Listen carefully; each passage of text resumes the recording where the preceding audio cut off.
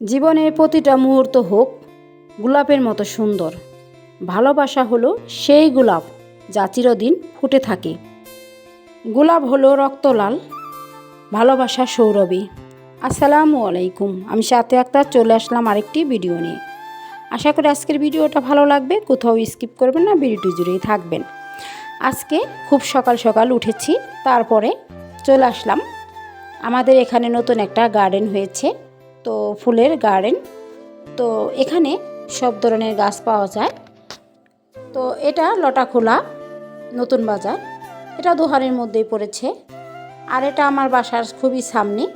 তো নতুন হয়েছে এখানে, আরেকটা গার্ডেন হয়েছে আগেই, তারপরে এটা হয়েছে কিছুদিন আগে। তো ভাবলাম এখানে একটু আসি। তো হাজব্যান্ড সকালবেলা নিয়ে আসলো, খুবই সকাল, তখন এই গার্ডেনে আসলাম। অনেক ফুল আমার ভালো লাগলো, ফুল গাছ দেখে আমার এতটা ভালো লাগছিল কি বলবো। তো তার চেয়ে বেশি ভালো লাগলো গোলাপ ফুল, আর খুব সুন্দর গাঁদা ফুলগুলো ফুটেছে চারিদিকে, শুধু গাছ আর গাছ, আমার অনেক ভালো লাগছিল। তো হাঁটছি আর দেখছি, আর এদিকে কিছু বেগুনের চারাও ছিল, দেখুন খুবই সুন্দর ফুলে ফুলে ভরা। তারপর চলে আসলাম একটু বাজারে। তো তার আগে মাছের বাজারে গিয়েছিলাম। তো যেহেতু সকালবেলা এতটা মানুষ আসে নাই, তো আমরাই সকালে এসেছিলাম, কিছু কিছু মানুষ আসছিল। তো তখন তেমন বাজারটা মিলে নাই। তো ভাবলাম যে কিছু কিছু সবজি নিয়ে যাই। এখানে পেঁয়াজ আলুটা নিব, আর কিছু কাঁচা সবজিও নেব। তার জন্য হাজবেন্ডের সাথে এসেছি, আর একটু হাঁটতেও এসেছি। ভালোই লাগে, আমি কিন্তু মাঝে মধ্যে হাঁটি, আর হাজবেন্ড কিন্তু আমাকে হাঁটতে নিয়ে আসে। তারপর আমি যখন আমাদের বাসায় কিছু মাছ নিয়ে আসে তখনও আমাকে নিয়ে যায়। আমি দূরে দাঁড়িয়ে থাকি, ভালো লাগে, একটু হাঁটা হয়, ঘোরা হয়, এই আর কি। তো এসে পড়লাম, তারপরে সকালে এসে নাস্তাটা করে নিচ্ছিলাম। তো এখানে আমি আগেই সবগুলো রেডি করে রেখেছিলাম। তারপরে আমার হাজব্যান্ড বলল যে আমি একটু রুটিগুলো সেঁকে দিই, আর এদিকে আমি রুটিগুলো বেলে দিচ্ছি।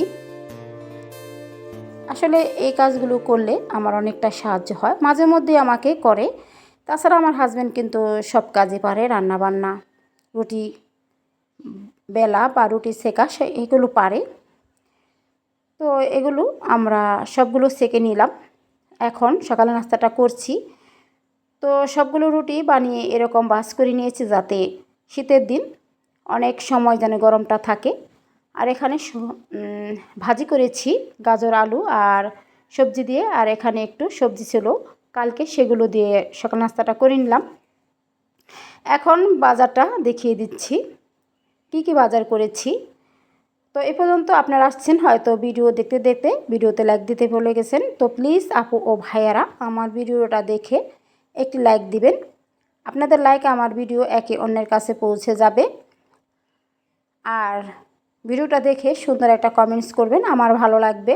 আপনাদের কমেন্ট ধরেই আমি কিন্তু ভিডিও করতে উৎসাহ পারবো, আর আপনাদের কমেন্ট ধরে আপনাদের চ্যানেলে চলে যাব। যাই হোক, এখন কিছু বাজার নিয়ে আসছি, সেগুলো দেখাবোই আর কি। তো চলুন কি কি বাজার করছি তো এক পলক দেখিয়ে দিই আর বলে দিই। এখানে আমি তেল নিয়ে আসছি, আর আদা নিয়ে আসছি, আর নিয়ে আসছি ভাঙা রসুন আর নতুন পেঁয়াজ, আর নিয়ে আসলাম নতুন আলু। এগুলো কিন্তু নতুন নতুন খেতে অনেক ভালো লাগে, আমার তো ভালোই লাগে।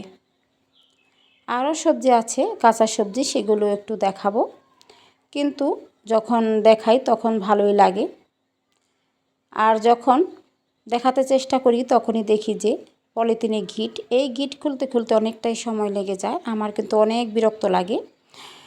আর এখানে নিয়ে আসছি 2টা ক্যাপসিকাম, আর নিয়ে আসছি টাটকা টাটকা সুন্দর তরতাজা টমেটো।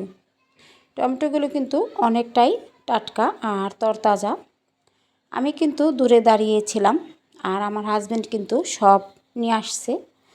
আর এখানে পাতাকপি নিয়ে আসছি একটা, আর 2টা নিয়ে আসছি ফুলকপি, খুবই টাটকা আর খুব ভালো দেখতে।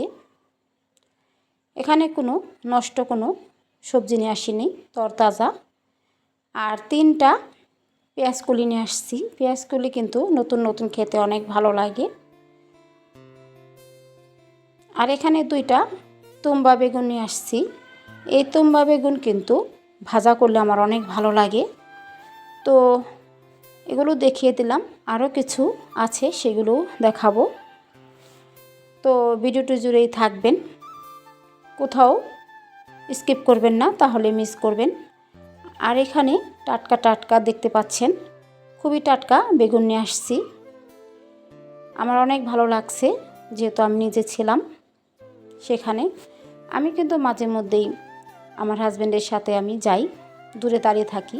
আর এখানে সিম নিয়ে আসছে। আমার ছাদ বাগানও কিন্তু প্রচুর সিম হয়েছিল, আমি খেয়েছি যখন খুশি। আর এদিকে 3 ধরনের মশলা নিয়ে আসছি, ধনিয়া, হলুদ আর শুকনো মরিচের। এগুলো আমি একসাথে মাখিয়ে তারপরে খেতে পছন্দ করি। তো এই মশলাগুলো কিন্তু ভাঙে আনা, এগুলো কিন্তু অনেক ভালো কালার আসে। সমস্ত বাজার দেখিয়ে দিলাম। দেখাতে দেখাতে আমি এখন রান্নাতে চলে যাব। আর যেহেতু আজকে আমি চিতলফলি মাছের তরকারিটা রান্না করব, তাই আমি ফুলকপিগুলো একটু ভেজে নিচ্ছি তেলে মশলা দিয়ে। আর এখানে নানা সবজি দিয়েই আজকে তরকারিটা রান্না করব। আর তরকারিটা আমি অলরেডি রান্না করে নিয়েছি। আর এখন মাছটাও ভেজে নিচ্ছি। এক প্যানে আমি তরকারি অনেকটা রান্না করে নিয়েছি, আর আরেক প্যানে আমি মাছটা ভাজা করছি। তো মাছটা আমার ভাজা হয়ে গেছে।